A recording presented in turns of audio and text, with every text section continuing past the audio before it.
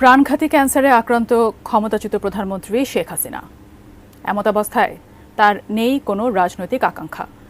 যতদিন বেঁচে থাকবেন রাজনীতি ছেড়ে পরকালের পাথেয় জোগাড় করতে চান তিনি। শেখ হাসিনার স্বাক্ষর করা এমনই একটি বিবৃতি সামাজিক মাধ্যমে ঘুরছে। এবার সেই বিবৃতিটির সত্যতা যাচাই করেছে fact checking platform Rumor scanner. বিস্তারিত জানাচ্ছেন আরিফ হাসান।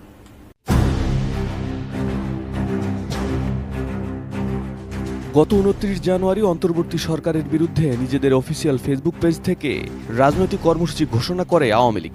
ঘোষিত কর্মসূচি অনুযায়ী ১ ফেব্রুয়ারি থেকে ৫ ফেব্রুয়ারি লিফলেট বা প্রচারপত্র বিলি, ৬ ফেব্রুয়ারি প্রতিবাদ মিছিল ও সমাবেশ, ১০ ফেব্রুয়ারি বিক্ষোভ মিছিল সমাবেশ, ১৬ ফেব্রুয়ারি অবরোধ কর্মসূচি এবং ১৮ ফেব্রুয়ারি দেশব্যাপী সকাল সন্ধ্যা সর্বাত্মক কঠোর হরতাল করবে দলটি। এছাড়া ছাত্রলীগ সভাপতি ও সেক্রেটারির সই করা সেই বিজ্ঞপ্তিতে শেখ হাসিনাকে প্রধানমন্ত্রী হিসেবে উল্লেখ করা হয়। যে বিশ্বাসগুলোকে আমরা মিউচুয়াল ট্রাস্ট ব্যাংক পিএলসি বিশ্বাস করি প্রবলভাবে, একে অপরের বিশ্বাস হয়ে। Mutual trust bank, you can bank on us. সম্প্রতি শেখ হাসিনার দেয়া বিবৃতি দাবি করে ফেব্রুয়ারিতে হরতাল ও আন্দোলন বিষয়ক জরুরি বিজ্ঞপ্তি শীর্ষক শিরোনামে একটি বিবৃতির ছবি সামাজিক মাধ্যমে ঘুরছে। বিবৃতিতে বলা হয়, প্রিয় দেশবাসী, আপনারা নিশ্চয়ই অবগত আছেন যে আমি শারীরিকভাবে অত্যন্ত অসুস্থ। প্রাণঘাতী ক্যান্সার আমাকে তিলে তিলে মৃত্যুর দিকে ঠেলে দিচ্ছে। এমত অবস্থায় আমার কোনো প্রকার ক্ষমতা বা রাজনৈতিক আশা আকাঙ্ক্ষা নাই। আমি আজ স্পষ্ট জানাচ্ছি যে বাংলাদেশ আওয়ামী লীগের ফেসবুক পেজ হ্যাক করে বিএনপি জামায়াতের লোকেরা বিভিন্ন উস্কানিমূলক প্রোপাগান্ডা ছড়িয়ে আওয়ামী লীগের শান্তিপ্রিয় নেতাকর্মীদেরকে হরতাল অবরোধ সহ জ্বালাও পোড়াও কর্মসূচির দিকে চালিত করছে, যা অত্যন্ত নিন্দনীয় ও ঘৃণার কাজ।